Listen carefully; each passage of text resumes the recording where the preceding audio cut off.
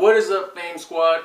It's your boy Fame, and I am hosting my new segment where I interview Inland Empire DJs, producers, creators of all types. And today we have a very special guest, a really good friend of mine from back in the day. Till this day, we have still kept in touch, and his name is Huski. What's up, guys?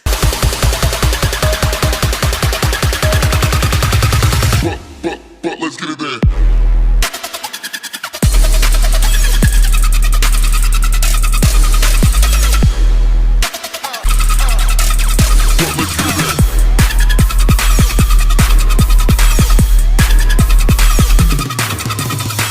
For many of you guys that actually know me personally or know Carlos personally, you guys will basically know that we've known each other for a very long time. We both have DJed together, and we both done stupid shit together. Like the one Instagram video of you shaking your ass. Pure gold. If you guys ever have a chance to watch that video, pure gold. Alright, so how is life, my dude? You know what, man? It's been a trip these past couple of months. You know, you got your bumps, but you definitely got like your wins. You know what it is to have like true balance in my life. Because again, just through work, you know, personal stuff through life. You know, I've just been trying to find that balance of having to go and do my job like at my work. Yeah. And then still trying to do like my hours and producing and trying to build like my Huski brand and just plugging myself and building much more networks within the scene, so that way I can get much more familiar with who I need to be working with, and trying to communicate with much more DJs and producers so we can start collaborating on much more projects. And I definitely want to get that going as soon as possible. Make much more quicker trips to LA. Get myself much more familiar with the scene. Get to know all these cats that I'll be working with later on. And that's always a good thing, dude. Like honestly, me personally, even when I DJ'd, my thing was connects. Dude. I mean, no one is gonna make it. Honestly, it's really hard. I'm not gonna say no one, but it's honestly really hard to make it without connects. Networking is key, man. It's definitely key. It's the first impressions, everything, man. So whenever you go out and meet somebody, or you gotta, later down the road, you're gonna have to meet somebody that's gonna make an impact in your life, or will definitely benefit you. You definitely gotta make that first impression, and respect is everything. Oh yeah, of course. Like if you don't respect that back, Bring up that point about respect. It's funny you say that, because I don't know if you remember back in the day when I was a DJ, I had posted up a mix on Soundcloud. Right. And we didn't know each other yet at all. And you had commented on my Soundcloud mix.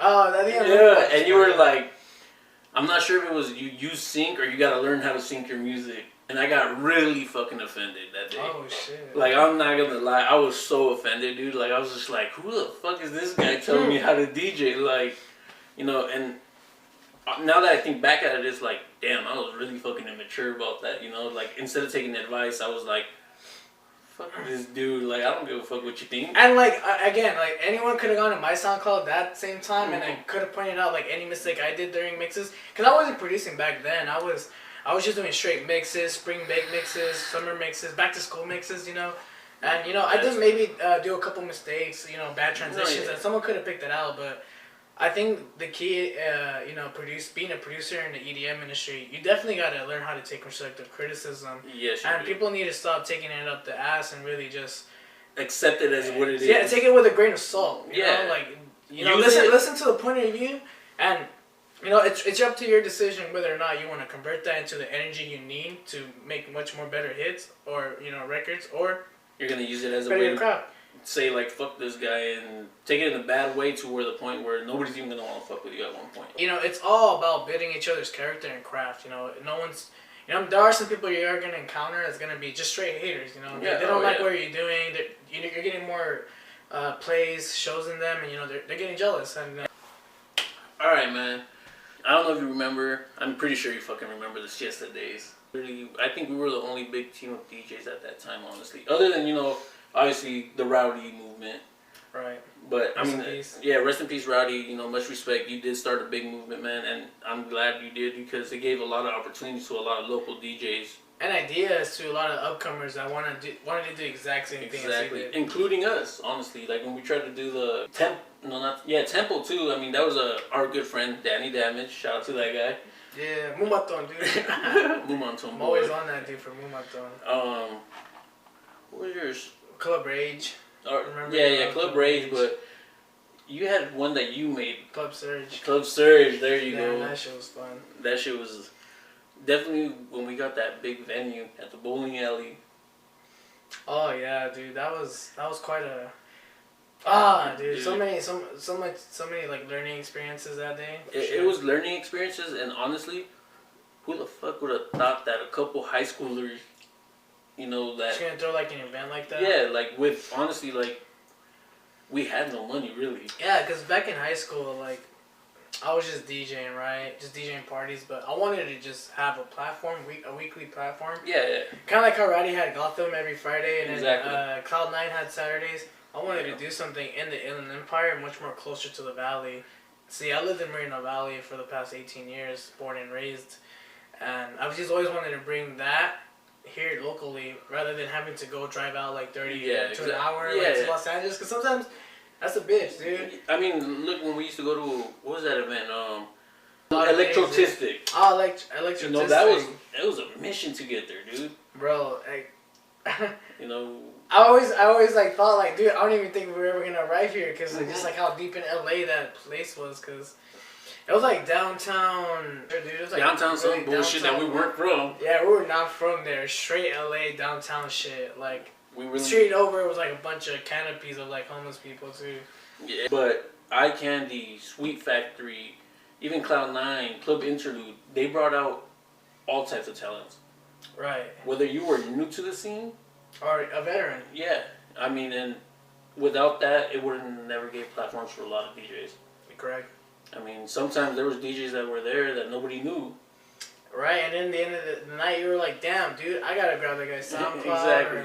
Bro, I remember back in high school, this was like 2010, 2011, 12, back in the days, remember when everyone used to rock those tails? Yeah, the full hot tails, all that kind of stuff. We used to do a lot of weird shit, honestly, back in the day.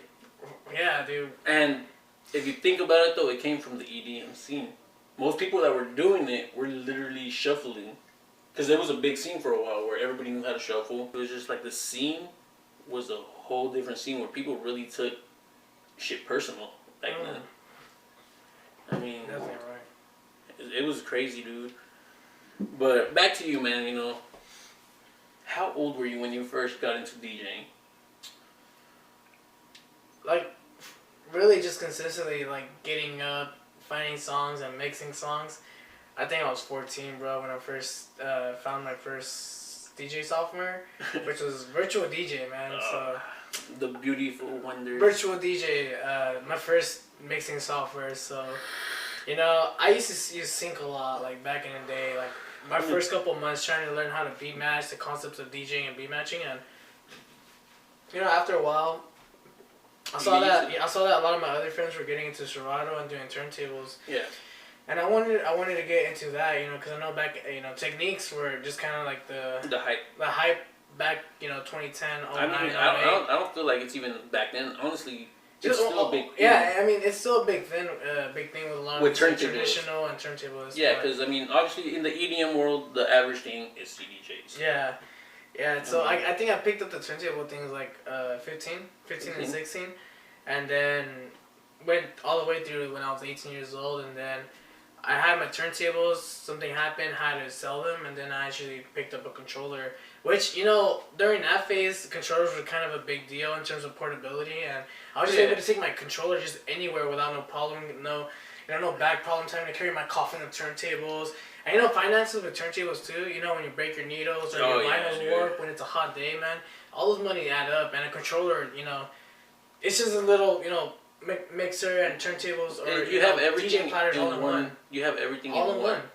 And I understand many bigger, older, classic DJs don't want to move towards that, but down the road, when they're carrying that coffin or they're eventually gonna get tired of it. They're eventually gonna realize, what, like I could just get a controller and achieve the exact same thing. I mean, look. But I know it's all like an appearance thing. I know a lot of times with DJ, it's an appearance. Like, I want people to know, like, I got the 1200s and M5Gs. And not just that, because honestly, I mean, it gives a different look when you have turntables, because it's more. It looks more hands-on. It just looks. Yeah, and I'm just saying looks because looks is everything to a certain extent. Yeah, because I mean, honestly, with controllers, you could do everything manually.